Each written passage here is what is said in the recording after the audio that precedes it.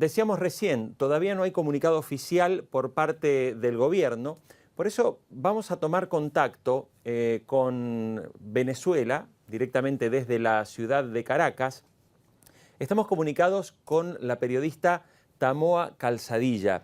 Ella es la jefe de la unidad de investigación del diario Últimas Noticias. Es el diario de mayor circulación que hay en Venezuela.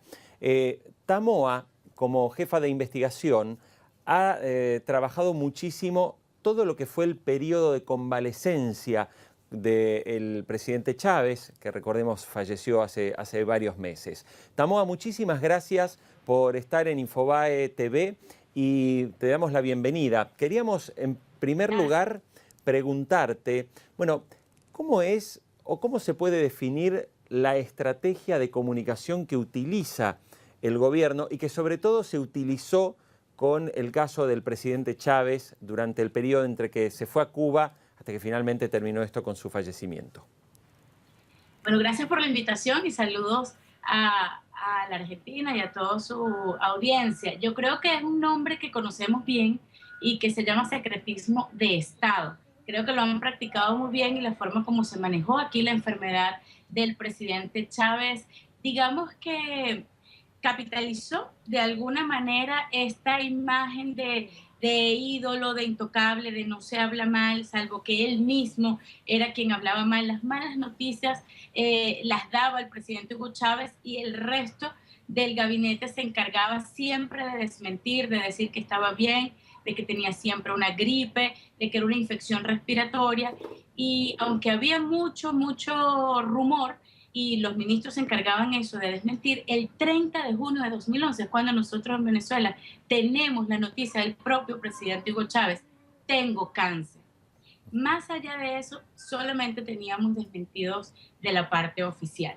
Yo creo que por lo que ustedes cuentan y por lo que hemos podido ver en Argentina, este fin de semana yo me enteré de lo que ocurrió con Cristina Fernández de Kirchner, no por su Twitter. Es una persona que está muy acostumbrada a hablar de ella y de lo que ve y de lo que pasa, incluso de algunas cosas que se pudieran considerar íntimas, a través del Twitter. Y uno pudiera pensar que es una presidenta abierta, ¿verdad?, a la relación directa con su gente. Ella ha venido a Caracas y cuenta minuciosamente estas conversaciones del baño, que se encuentra con personas que le dicen esto, aquello, habla de su nieto. Y pues yo lo primero que fui a buscar cuando supe de su enfermedad fue su Twitter, su cuenta personal, yo la sigo. Y pues me acabo de dar cuenta, volví a corroborar que tiene 3 días sin decir absolutamente nada. Entonces, si se pudiera hablar de un paralelismo, son personas que manejan la información a su antojo y el secretismo de Estado es algo que tienen allí para manejarlo cuando les conviene, para ver cómo le conviene dar la información, pero no es una transparencia y no hay una cultura de la transparencia hacia los medios, hacia sus pueblos, hacia los pueblos vecinos que pudieran estar pendientes de lo que le pasa. Tamoa, y en el caso particular de cuando ya el presidente Chávez se fue a Cuba, y ¿cómo fue todo ese proceso? Porque lo que uno puede recordar eran escuetos comunicados con muy poca información, pero luego vimos una fotografía de un Chávez sonriente con sus hijas leyendo un periódico. Como profesional de los medios que tuvo que seguir eso, ¿nos puedes relatar cómo fue todo ese proceso y sobre todo cuál era la sensación que tenía la propia población respecto de lo que pasaba con Chávez? Claro, la sensación era de incertidumbre y todos sabemos y los que conocemos de comunicación sabemos que lo que ocurre en incertidumbre es que los rumores se hacen de la gente. Entonces los rumores eran cualquiera porque los viajes a Cuba eran secretos. Muchas veces no se pedía permiso para la enfermedad o de repente el presidente aparecía en Cuba unos días y como eran menos días de lo que dice la Constitución no tenía que pedir permiso.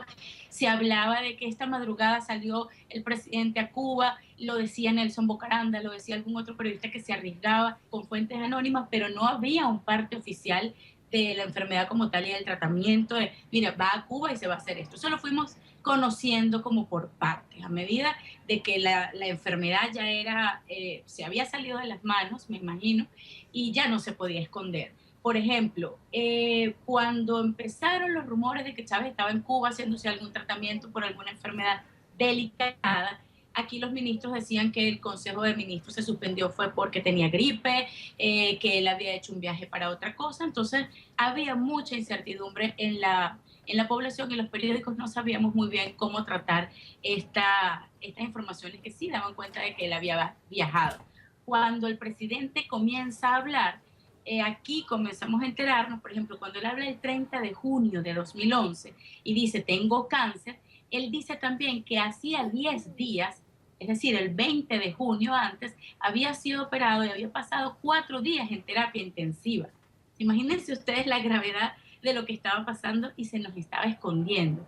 El presidente no solo anuncia lo que dice, sino que dice, mire, ya yo estuve grave, bueno, nadie que esté en terapia intensiva es porque tiene una gripe, de verdad que esto es delicado, no les dijimos nada, bueno, pero yo ahora les cuento que sí que estuve mal. Uno revisa las informaciones de todos los personeros de gobierno por esos días y siempre desmentían. Incluso había gente que cuando aceptaba que estaba enfermo decían que no era nada grave.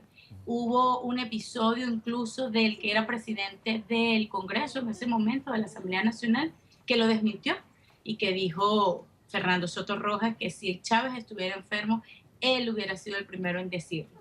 Esto lo vimos después de mucho tiempo, toda la cronología. De hecho, los puedo invitar a verlo en Últimas Noticias, en los archivos de Últimas Noticias. Hicimos una cronología con fechas y de cómo declaraban todas las personas del gobierno, incluso el propio Chávez, sobre su enfermedad, y uno puede darse cuenta de que nos mintieron, muchos de ellos sobre los viajes a Cuba, sobre lo que estaba pasando. Incluso hubo un médico, Salvador Navarrete, que el 17 de octubre de 2011 dijo, Chávez tiene un carcinoma, un sarcoma, un cáncer, un tipo de cáncer muy grave, ¿no? Muy agresivo, como nos dimos cuenta de que era. Y enseguida, la entonces ministra de Salud, en octubre de 2011, lo desmintió.